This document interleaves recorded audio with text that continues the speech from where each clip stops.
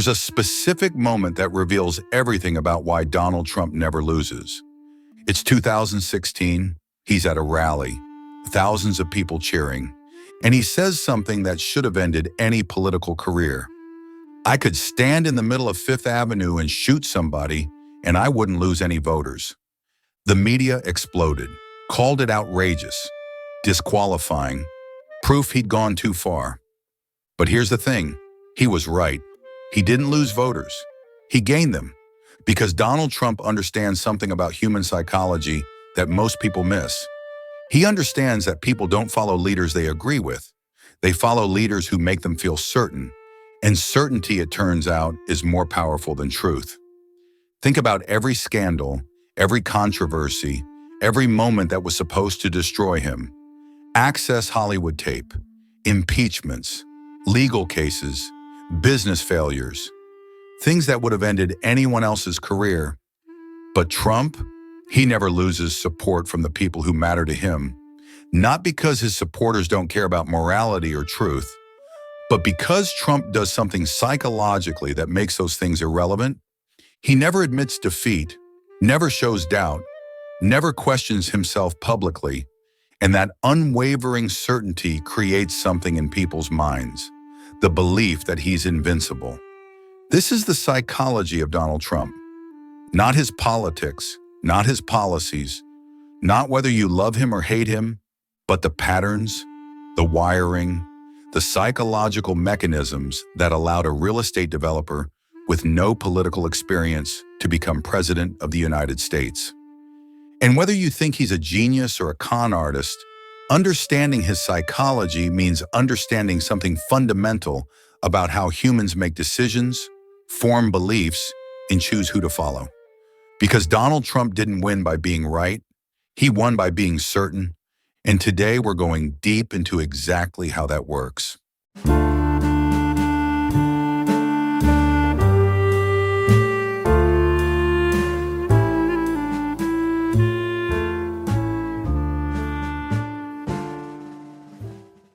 Let's start with the most obvious pattern. Donald Trump never apologizes, never, even when he's clearly wrong, even when the evidence is overwhelming. Even when an apology would make the problem go away, he doubles down, he attacks, he deflects, but he never ever admits fault. And psychologically, this isn't stubbornness, it's a survival mechanism.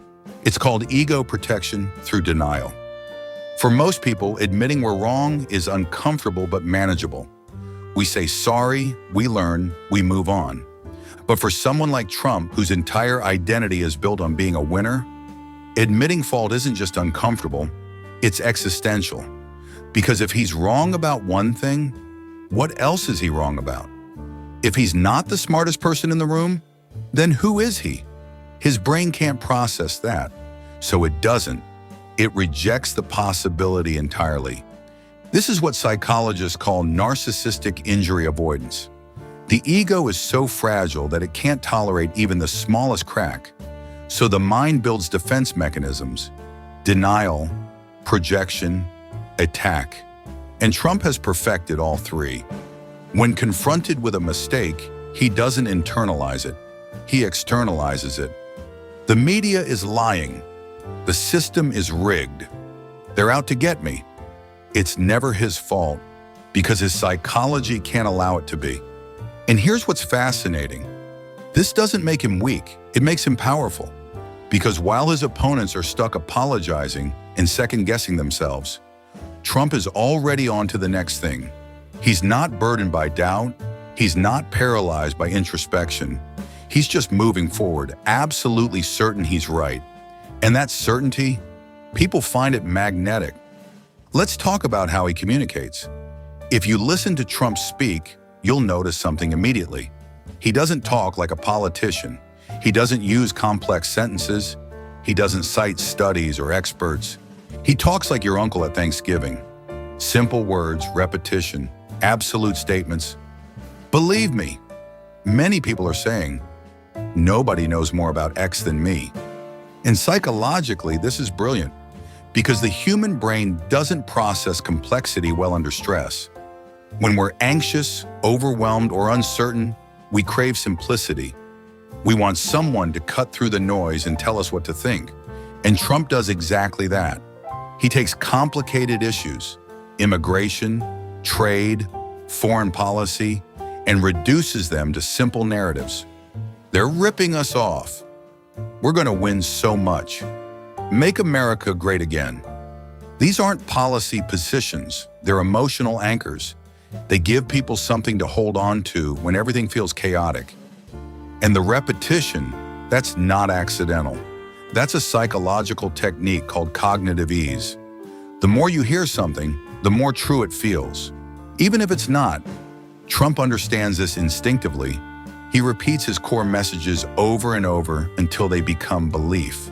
Not through logic, through familiarity. And that's far more powerful.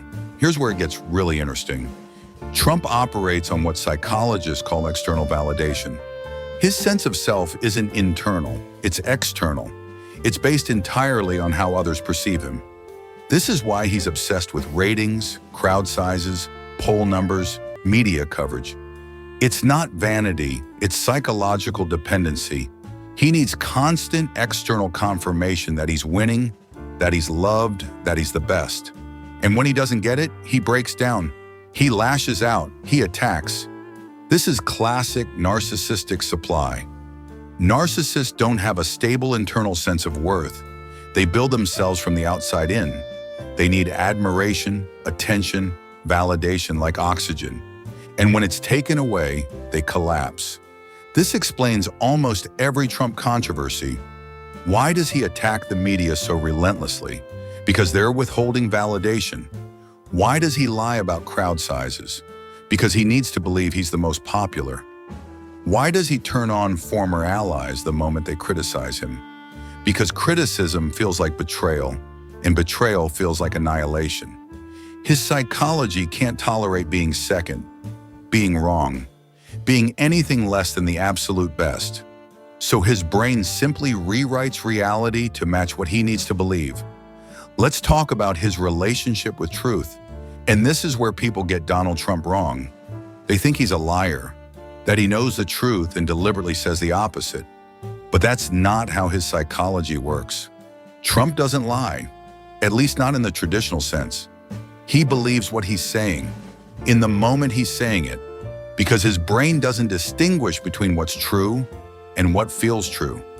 If it serves his narrative, if it makes him look good, if it reinforces his sense of self, it's true. And if it contradicts those things, it's not true, regardless of facts. This is called motivated reasoning. We all do it to some degree. We filter information through our beliefs. We accept what confirms our worldview and reject what doesn't. But Trump takes it to an extreme. His entire reality is constructed around one central belief: I am a winner. Everything else flows from that. If he won, the election was fair. If he lost, it was rigged. If people love him, they're smart. If they don't, they're stupid. If something makes him look good, it's true. If it doesn't, it's fake news. This isn't strategy, it's psychology. It's how his brain has learned to protect itself. And here's the scary part. It works. Because most people don't fact check in real time. They don't have the energy to parse what's true and what's not. They just go with what feels right. And Trump is a master at making his version of reality feel right. Here's what people miss about Trump's appeal. He's not selling policy, he's selling identity. When people support Trump, they're not just agreeing with him, they're becoming him. They're adopting his certainty, his defiance, his refusal to back down. And in a world where people feel powerless, that's intoxicating. Trump tells them, you're not wrong, you're not crazy. The system is the problem, not you. And psychologically, that's exactly what people need to hear. Because admitting you're wrong is hard. Admitting the world is complicated is exhausting. Admitting you don't have control is terrifying. But Trump offers an alternative. You're right, I'm right, they're wrong. And together we're going to win. That's not a political message. That's a psychological rescue operation.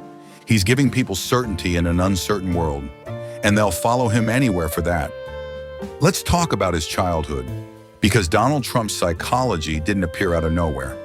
It was built, carefully, deliberately, by his father. Fred Trump was a ruthless businessman who valued one thing above all else: winning. And he raised Donald with a simple philosophy: be a killer. Never show weakness. Always attack. For Donald, love wasn't unconditional, it was transactional. You were valued if you won. If you didn't, you were a loser. And that created a psychology where self-worth became entirely dependent on external achievement. He couldn't just be loved for being Donald. He had to earn it. By winning, by being the best, by never losing. And that pattern, it never went away. Even now, even as one of the most famous people on earth, he's still trying to prove he's a winner, because that's the only way he knows how to exist. Here's the cost, because there's always a cost to this kind of psychology. Trump can never relax. He can never just be. He can never enjoy what he has because he's always chasing the next validation. He can't have real relationships because everyone is either useful or not, an ally or an enemy, loyal or disloyal. There's no room for complexity, for nuance, for people to just be human, and he can never be wrong, which means he can never learn, never grow, never evolve. He's the same person he was at 20 because his psychology won't allow him to change. That's the prison of narcissism. It looks like power from the outside, but inside it's desperation, a constant, relentless need to prove something that can never actually be proven. Let's talk about his base, because understanding Trump means understanding why people follow him, and it's not because they're stupid, it's not because they're brainwashed, it's because Trump offers something that traditional politicians don't. He offers certainty, he offers identity, he offers a villain to blame. And psychologically, those three things are more powerful than any policy proposal. Certainty relieves anxiety, identity provides purpose, and a villain gives people something to fight against instead of feeling powerless. Trump didn't create these needs, he just recognized them and filled the gap. And he did it better than anyone else because his psychology naturally aligns with what people are searching for. He's not pretending to be certain, he actually is. And people can feel the difference. Here's what Trump reveals about all of us. We don't want truth, we want comfort. We don't want complexity, we want simplicity. We don't want to think, we want to believe. And Trump gives us permission to do all three. He's not a politician, he's a psychological phenomenon. He's what happens when someone's personal pathology perfectly aligns with a cultural moment. And whether you love him or hate him, he's shown us something undeniable about human nature. We're not rational, we're emotional. We don't follow facts, we follow feelings. And the person who makes us feel the strongest wins. Not the person who's right, the person who's certain. Let's talk about what happens next, because Trump's psychology doesn't disappear when he's out of office. It's a pattern, and patterns repeat. He'll keep fighting, keep claiming he won, keep attacking anyone who says otherwise. Not because he's a bad person, but because his brain literally cannot process any other reality. To admit defeat would be to admit he's not a winner. And if he's not a winner, then who is he? His psychology won't let him answer that question, so he'll keep fighting forever, and his followers will keep following because they need his certainty as much as he needs their validation. It's a symbiotic relationship. He gives them identity, they give him worth, and as long as that exchange continues, nothing will change. This is the psychology of Donald Trump, a mind wired for certainty in a world that craves it, a brain that can't tolerate losing, so it simply rewrites reality. A psychology built on external validation, absolute confidence, and the refusal to ever back down. He's not a mystery, he's a pattern. And once you see the pattern, everything makes sense. The lies aren't lies, they're his truth. The attacks aren't cruelty, they're self-defense. The narcissism isn't arrogance, it's survival. Donald Trump is what happens when a specific type of psychology meets a specific cultural moment. And whether he wins or loses, whether you support him or oppose him, one thing is certain: we'll never see anyone quite like him again. Not because he's unique, but because the conditions that created him are already changing. The world is getting more complex, more nuanced, more uncertain, and eventually certainty won't be enough anymore. People will want truth. They'll want humility. They'll want leaders who can admit they don't have all the answers. But for now, in this moment, Donald Trump is exactly what millions of people need. Not a president, a psychological anchor. And that's more powerful than any policy could ever be.